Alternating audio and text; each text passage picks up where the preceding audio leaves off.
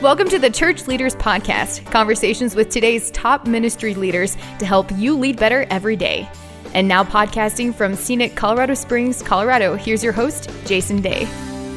Welcome to the Church Leaders Podcast. I am your host, Jason Day, and I had an amazing conversation this week with Justin Giboney.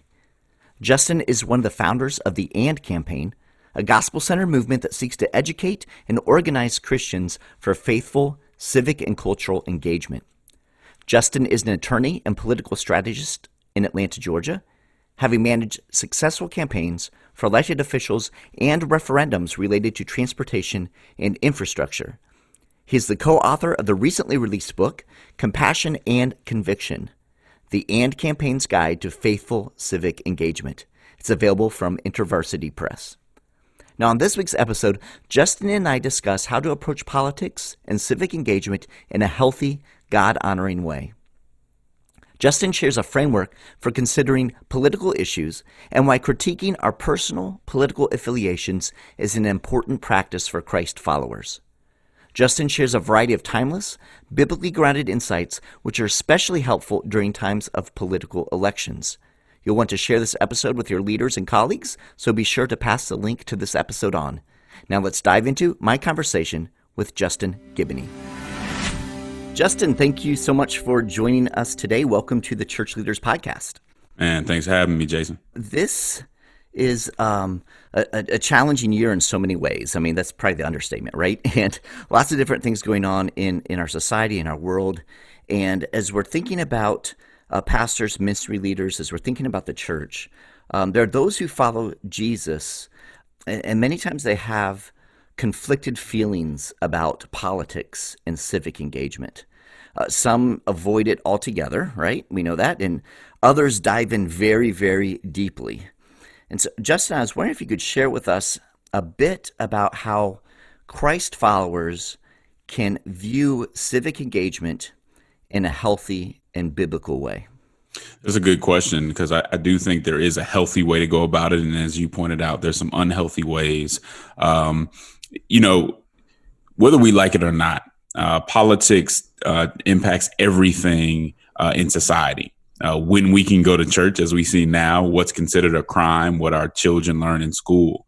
And so the good part about that, though, is that it presents Christians with an opportunity to have a positive impact on their neighbor. And so I think that one of the reasons that Christians should engage in politics in a certain way is really because of the second half of the Great Commandment, to love our neighbors like ourselves. If we would want justice for ourselves, we should want justice for our neighbors. If we would want, our kids to go to a decent school, we should want that for our neighbors. If we, wouldn't want someone in our family to be unjustly imprisoned, then we should want that for our neighbors. And again, politics presents us with that opportunity to act on the behalf of others through social action, and it's kind of that love in action. Yeah, that's excellent, and I think that most would say, yeah, we agree, Justin, that we are to love our neighbors. It seems that sometimes the rub comes when we're not really sure how to love our neighbors, and the kind of the political arena can sometimes confuse that, right? One of the issues that many seem to wrestle with is this question of who is right and who is wrong. And Christians often look at a political issue and they may have differing opinions on that very same issue. And one of the things that I love that you and your co-writers in the book Compassion and Conviction, and even through the entire AND campaign, one of the things that you talk about and that you guys address is this biblical framework when it comes to politics, and in trying to help those of us who have placed our faith in Christ, who are seeking to faithfully follow Christ, to understand how do we approach these political issues, because that question of who's right, who's wrong, there's some nuances within that, and yet there is this framework that you guys talk about, that you share, that you teach, and that you share in your book. And so can you talk to us a little bit about this framework and how it relates to that question of, hey, who is right and who is wrong? Yeah, so I think, Chris, one of the main things we talk about in the book is that Christians have to frame the issues and frame politics in general for ourselves. And we think that the Bible does give us a framework for how to engage just in general. And we think that applies to politics as well as culture and personal interpersonal interactions. And so when we look at, a lot of the problem that people have, and it's good that people recognize this problem, is that when they walk into the public square, for some reason, there's kind of this divide or this false dichotomy between compassion and conviction, or between justice and moral order. Whereas if you care about social justice, then you'll be a progressive, or if you care about moral order, you'll be a conservative. That's not what we see in the gospel. We think that's a false dichotomy that really brings about kind of a false dilemma for Christians. The gospel is about love and truth. It's about compassion and conviction. You see justice, but you also see moral order. And so what the AND campaign is about is literally bringing those two things together instead of joining kind of in an ideological tribe or too closely with the party to where we're splitting those apart. And once we look at issues through a lens of compassion and conviction, I think it brings Christians closer together on a lot of issues. But as you mentioned, it's a framework. So the Bible doesn't talk about every single issue. So it's okay sometimes that we may disagree on issues. You and I may disagree on the marginal tax rate. I think that's okay. But as long as we're seeking, to be faithful, and we're using that more general framework to say, hey, how do I care about people and show love? But how do I also understand that we have a God of order and there is a design of how things should go?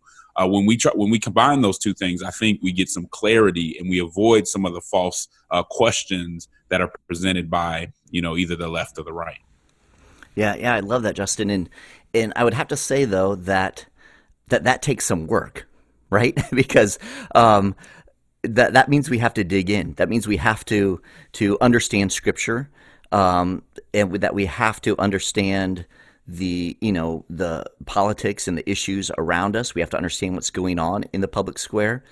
And it seems that, without trying to be too critical, it seems that a lot of people kind of default to kind of lazier methods of approaching politics, and even couching it in under a Christian worldview or perspective or understanding. And so I love the framework you talk about, and I mean, that chapter alone in the book is I personally felt was worth its weight in gold, because it lays it out in a simple way, but it does take more effort for us to process through that, and for us to evaluate these issues in that biblical framework, and for us to give the permission or the space for two brothers in Christ to, within that framework, maybe not see things, eye to eye. We may not, like you said, completely agree. So talk to us a little bit about this idea of kind of the work that it takes,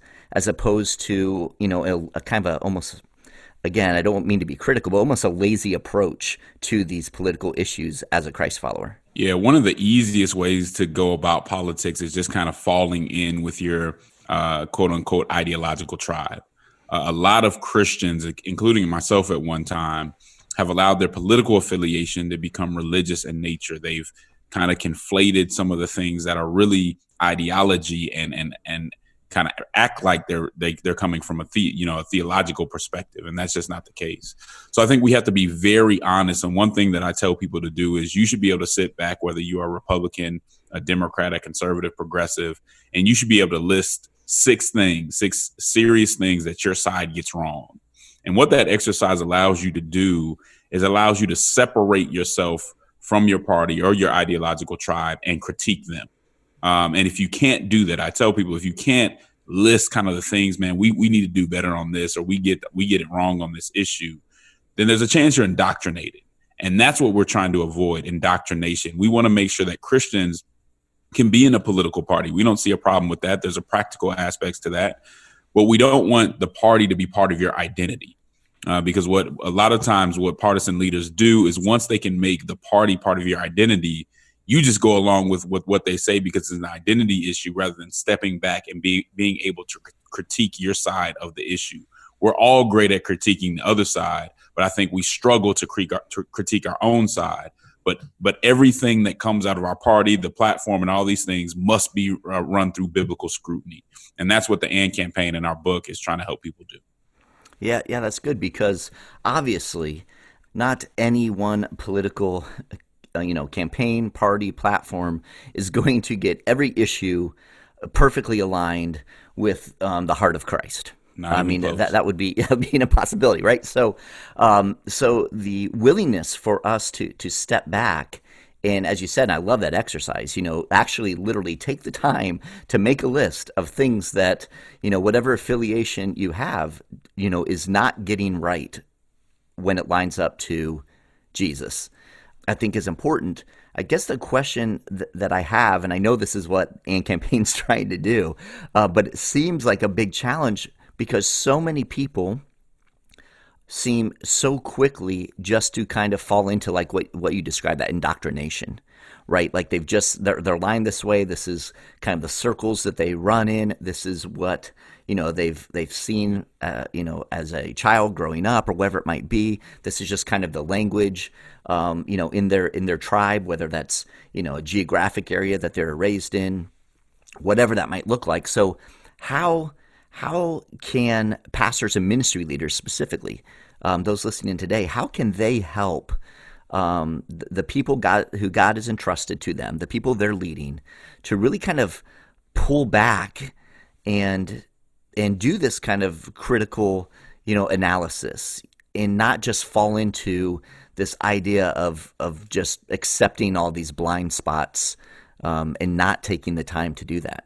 Yeah, as you know, we have some great exercises in the book. I mean, the book is really Bible study friendly. It was meant to be a resource to the church. And so I think that the book will be helpful with that. But just in general, I think you really have to put it in perspective, and you have to break down what it means to be about love and truth. In Ephesians 4:15, Paul tells the church of Ephesus that regardless of what's going on, regardless of what false teachings are there and everything else, a mature Christian is able to speak the truth in love. And I think one thing that leaders can do is apply what truth and love look like in the public square. What does that mean, right? When we talk about love, that's that compassion. How do we show love? And if we go to 1 John 3, it tells us that love is more than just a sentiment, right? Love is often an action. It's through our deeds, especially when we know somebody is in need and it's within our sphere of influence to do something. How can we apply that type of active love to the conversation? And when we talk about truth, a lot of times we're talking about doctrine. What is true? What has the Bible told us that's true? What are some things that even if we don't like it doesn't matter, because that's what God said is already good. I think something today in kind of modern times, especially on the progressive side of the conversation, we're made to feel like we can improve everything. But the truth is that God has made some things good, and that the more we play with them, we actually make them worse. And I put it this way: you can think of it almost like a Picasso, right? You can't really go up to a Picasso, no matter how good of an artist you are, and improve a Picasso. You can only deface a Picasso, right? Because anything you add to it or take away from it is making it worse. Right. And that's God's truth. And so sometimes we feel like we're doing someone a solid if we hide the truth for them, or don't say something because we think it might hurt them. That's not how Jesus dealt with it. If we speak the truth in love and apply that to what we do in the public square, I think we end up with a lot more faithful witness. To your point, that takes some time. It takes some digging in the Bible, but we should be happy to do that. We should be hungering for that kind of learning. And that's what we're trying to encourage. Amen. That's good. It's a good word. Let's as we're talking to pastors, it's one thing to talk about how can we help those people that we're leading, but there's another issue that we see. We see this all across our country specifically.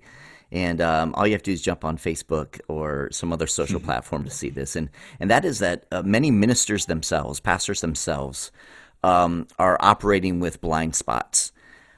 What would you say to pastors as you're speaking to them to help them not to, continue to push political agenda above, the biblical understanding of what it means to honor God in the midst of, living out our faith and loving our neighbor. So those who get really dialed into maybe one political party or the other, and it happens on both sides, we know this, right? How can the pastors be more careful or more cautious, and what are some things that they can do in regard to that?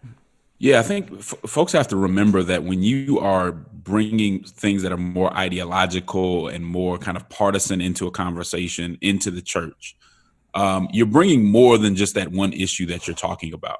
And I think we fail to see, I'll say this very clearly, when you look at conservatism or progressivism as an ideology and you take them to their logical conclusions, they become absurd.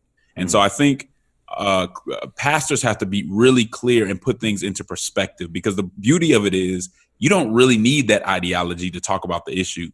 You can talk about it in a biblical way and not have to worry about all the things that may come out of it, that you may have planted a seed that goes somewhere else. But if you look at the Bible and you talk of it in terms of that framework that we've been talking about, you don't really need the ideology or the partisanship to come in there, because what you're going to be talking about is much more pure. And I think we have to keep in mind that even though we get really up in arms and a lot of these are serious issues. Some of these issues that we're talking about politically are life and death issues, right? Are people going to eat, or are they going to starve? Are babies going to give a chance to live, or are they not? Mm-hmm. So they're worth being concerned about and even passionate about. But we still have to understand as Christians that as important as politics is, it's not an ultimate thing. And we have to keep that in perspective, because if we can't have that perspective, how do we expect the world to have that perspective? That does not stop us from being passionate, determined, but it does make us sit back and say, hey, we have a witness that's very important here. And what I say all the time is our witness has to be more important than winning an election or an ideological debate. We have to show people what it means to be like Jesus. And when in conflict, we have to be about the witness. Now, I'm a political strategist, so I never try to lose, but I do understand that there's something more important than winning in that moment, because my witness is going to carry on way longer than whatever win I'm fighting for is going to be around. Yeah, that's good. And it's good to hear from you, Justin, because you are a political strategist. And it's funny because so many people who really aren't deeply involved in politics, they cling to their opinions, and they want to win so badly. It's not even their job necessarily to win in politics. And I think it's great for us to kind of temper that and understand that winning isn't, the political win is not the ultimate, as you've said. It's honoring God. It's living out the Christ mission, to love our neighbors and to make disciples. And the gospel is always got to be first and foremost. One of the things that you guys discuss, the AND campaign also really makes, just kind of puts in front of people, and I love this, is this idea that politics is very much, from a biblical perspective, politics should be approached by looking not necessarily to ourselves, but to others.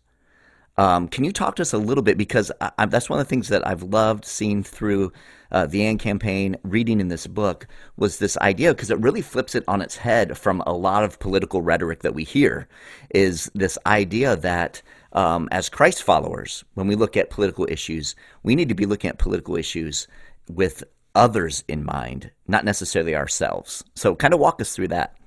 Yeah, no, that's really true. I think there is somewhat fair criticism of Christians sometimes in politics, that we're really about ourselves, that we're about protecting ourselves, and what I've called Christian self-interest, right? Making sure that we're protected and that, we have this ironclad protection against anything that might come against us. And nothing's wrong with protecting yourself, but is that our priority, right? When we read the Great Commandment, when we read through the gospel, can we say that putting our interests first is what we should do?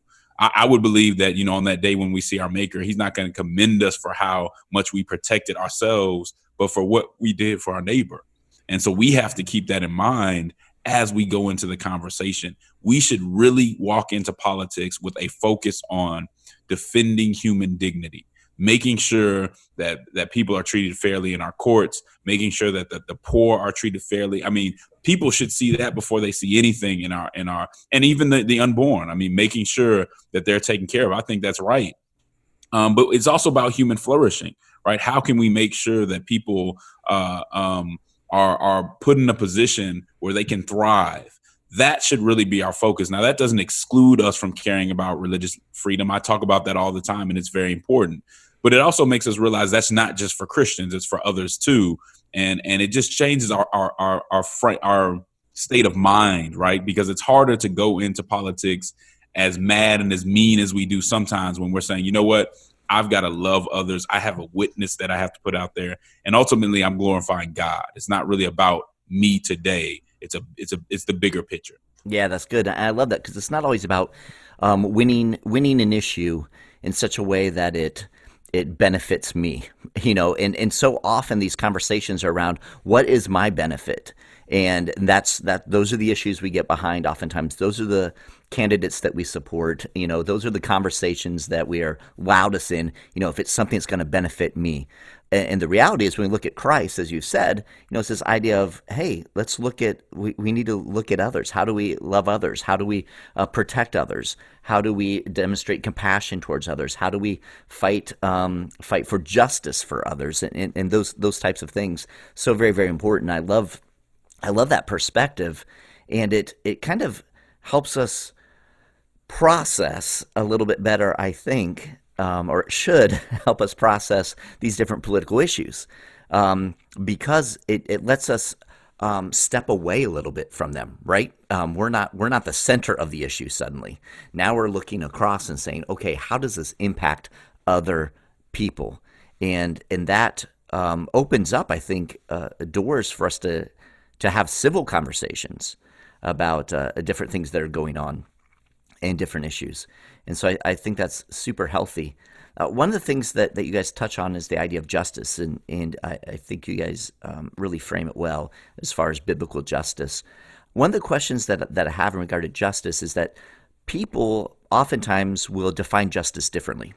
And if people say, hey, yes, we want justice, sometimes justice for them is actually causing harm to someone else, or someone that they don't agree with, or someone who they might see as their enemy.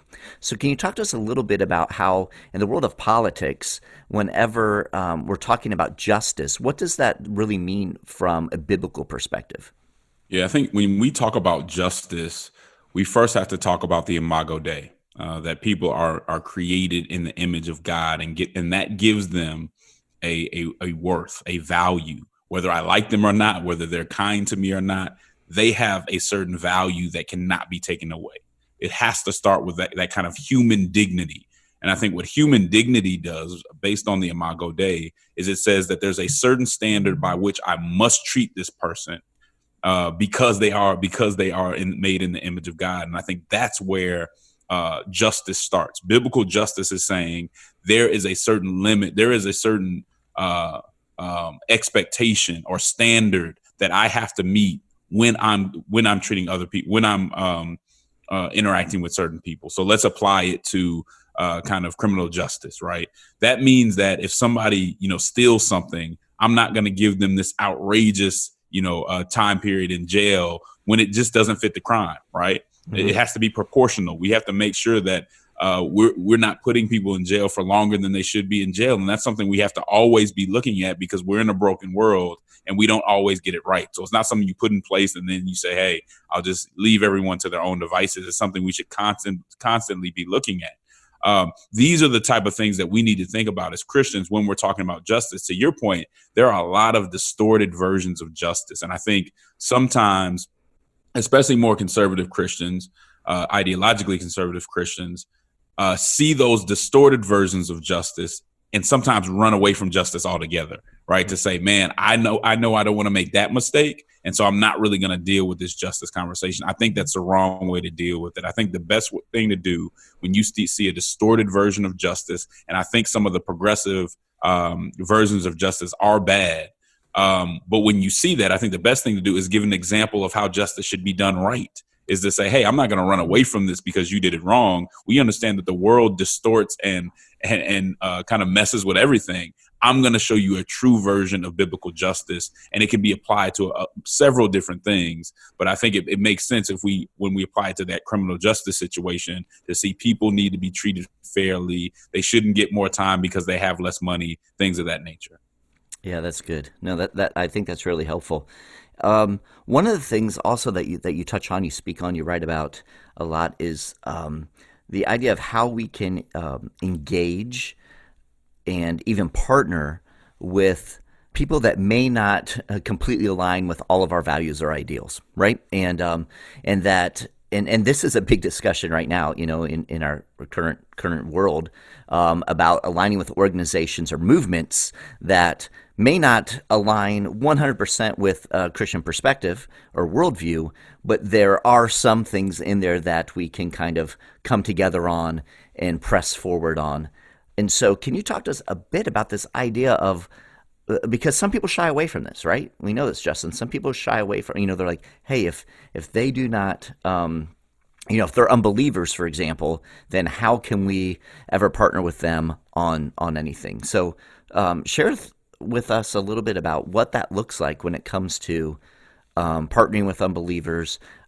Is that a potentially a good thing? Are there things we should be cautious of? Yeah. And it really, our conversation really starts with Francis Schaeffer, who talked about the concept of co-belligerence, the idea that we could partner with others in society who are non-believers to do a limited number of things, but it's a limited partnership, right? It's not something that we say, hey, we're in this together. We're going to go we're going to do all this together. And I think that's right, because if we look throughout history, you can take abolition, right?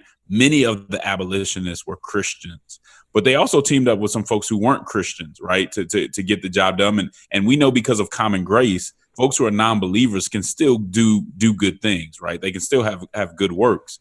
What we have to understand is there's a limit. And one of the things that Christians often run into is when we get excited about an issue, we can kind of jump to whatever organization is speaking to it in the way that we like, that matches our narrative, and miss the fact that if we follow them too far, we haven't defined the limits of that partnership, then we actually go into a territory that's unbiblical. And I think when it comes to the conversation about justice, especially in today, Christians have to be very careful about that. Just because someone has a good cause on the surface doesn't mean that you can follow their cause to its logical conclusion, or there aren't some things that you have to question or actually avoid. And I think you have to be vocal about that. But again, that's why I think it's best for Christians to approach that as a group when they can, because it's much easier to do than it is for one individual who's entering a group. But Christians certainly have to be, we can partner with people, but it has to be a limited partnership where we define the objective and we know where our differences lie. You got to know who you're partnering with, and we always don't do that homework. Yeah, that's good. So what about, so if you understand that, you're cautious with that, but at the same time, you're aligning yourself or partnering with someone on a particular issue, and others are looking from the outside and they're saying, hey, that particular partner, this is, they're the leaders of that organization have this and this and this against them, or they also, believe in this particular issue. So people are pointing out these differences that don't align with a biblical worldview. How would you kind of process through that and speak to those people who are kind of calling that out? I have to affirm if what they're saying is right. So if I'm kind of partnering with a group that does not have a biblical view of sexuality, or does not have a biblical view when it comes to abortion, or other things, I have to be clear about that. That's not something I should hide. That's not something I should run away from, because I lose credibility when I do that, and I should lose credibility when I do that. If I'm telling Christians that, hey, it's okay to work with this group, then I have to be honest about where those limits are. And I think that's really tough, because one of the things that we do, because we're trying to convince Christians to care about other things, we try to act like the groups that we're aligning with are perfect and there's no need to worry. And I see this so much on social media. That's not the way to go about it. The way to go about it is say, hey, we're working on this, this, and this. I'm with them. We're going the right way on this. I do have some other issues, and here are those issues, but I'm focused on this primary objective. I think when Christians hear you say that there are some issues that some differences that matter, that are substantive, I think you gain credibility, and people know, okay, at least they're addressing it instead of running away and acting like everything's okay. Yeah, that's good. And I think not only do you gain that credibility, Justin, but also you kind of take the rocks out of their hands, right? So, Right. if they're looking at, coming at you over some stuff, and this is what we see a lot. They dismiss everything about you. It's kind of that cancel culture. They dismiss everything about you because you happen to agree with this particular group on this one issue. And whenever you do exactly what you said, Justin, you kind of address and say, hey, these things I don't agree with, but here we find this common ground on this, and I think it's important to talk about that. You kind of avoid that idea of them just dismissing you altogether, right? Yeah, no, that's exactly right. And I think one of the best, and we talk about these two things together, one of the best examples is our political parties. I mean, there are Christians who will defend their political parties all day and not acknowledge the issues like we talked about before. And so I think that throws other people off. I think you lose credibility. And when you admit some of these things, because your identity, again, we're going to bring this all together, because your identity is not in the party, I think it's just a more faithful response. You can't control how the critics are going to respond to it, but I think within yourself, it's more faithful. And especially for folks who are leaders, Right. It lets the people who are kind of listening to you and who you're influencing know, oh, I do have to watch out. There's too many influencers out here today that have gone all in with some of these secular groups without giving any kind of warnings to the people they're influencing. And I always hate to see that. Yeah, that's good. That's good, Justin. Justin, as we're kind of wrapping up our conversation, you have the ears of pastors and ministry leaders across the country. What words would you like to leave with them, to share with them that might help them, especially as we're navigating these next months and moving into an election year here in the U.S.? Yeah, sure. I would just say this, that you're not alone. I've gone all over the country and found folks who are trying to do politics more faithfully. Nobody knows everything, so don't feel like you have to know everything. But there's some good resources and good speakers and things of that nature who you can bring in to either talk to or to speak to your church, that it kind of takes it off your plate, so to speak, because that can be hard. And so there's people that you can reach out to, whether it's somebody like Dr. Charlie Dates, Dr. Esau McCauley. There's so many, Lisa Fields. There's so many great speakers who can talk about these political issues in a way that is biblical. And so you don't have to worry about them getting overly partisan, but it also helps you through it. So I would just say, let your congregation and whoever you're leading know that, politics is never worth losing a brother or sister. And so if we can move forward with that understanding, I think people are in a better place. And as much as you can give them perspective and a framework without telling them exactly what to do all the time, I think the better off you'll be. Yeah, it's a good word. I love that, Justin. Excellent, brother. Can you tell us, for those listening in, if they want to learn more about the AND campaign, if they want to learn more about your book, and again, I highly recommend it. I love the exercises in the back of every chapter. As you mentioned, this is something you can go through with small groups in your church, really have good discussions and get kind of a biblical grounding on how to discuss and talk and navigate political issues and civic engagement. But the book is entitled Compassion and Conviction, the AND Campaign's Guide to Faithful Civic Engagement. So, Justin, where can people kind of connect with these resources and learn more about the AND campaign? Sure. You can go to andcampaign.org. That's AND campaign.org if you want to learn more about the organization, or you can go on social media, on Twitter or Instagram at AND campaign to just get some of our content. We're always putting out content. And I think those are probably the best ways to connect to us. If you're interested in learning more about us and want to actually have a conversation, you can email us at engage@andcampaign.org. Excellent, brother. And we will have links to all that in the show notes for our listeners, and also a link to the book. Really encourage you guys to check it out. So, Justin, thank you for making time to be with us. Thank you for the incredible work that you and your colleagues at the AND campaign are doing. It's much needed work in a world. It's no secret. We jump online or we turn on the news, and there's tons of division. And as the church, we need to kind of embrace that unity and lock arms together and find our strength in Christ as we seek to really, as you said, gain the credibility from those who are on the outside looking in. You talk about our witness so much. You write about that in the book, and I know that's a big part of the AND campaign is our witness as followers of Jesus. So thank you for making that, just bringing that to light and the importance of that in these challenging times. Jason, thanks for lending an ear. We appreciate you. Hope to collaborate sometime. Excellent. God bless you, my friend. Take care. Thank you for tuning in to this week's episode. Every week, as we are putting the episodes together, we're thinking of you, our pastors and ministry leaders, and striving to provide insightful and inspiring interviews as you seek to grow as a kingdom leader.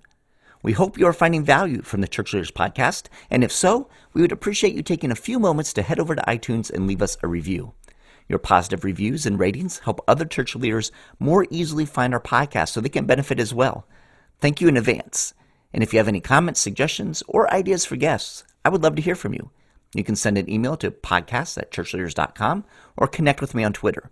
You can find this podcast as well as other great faith-based podcasts on the Faith Play app, available for both Apple and Android. So be sure to check out Faith Play. Until next time, this is Jason Day encouraging you to love well and lead well. You've been listening to the Church Leaders Podcast. For articles, videos, and free resources that will help you lead better every day, visit our website at ChurchLeaders.com. Thanks for listening.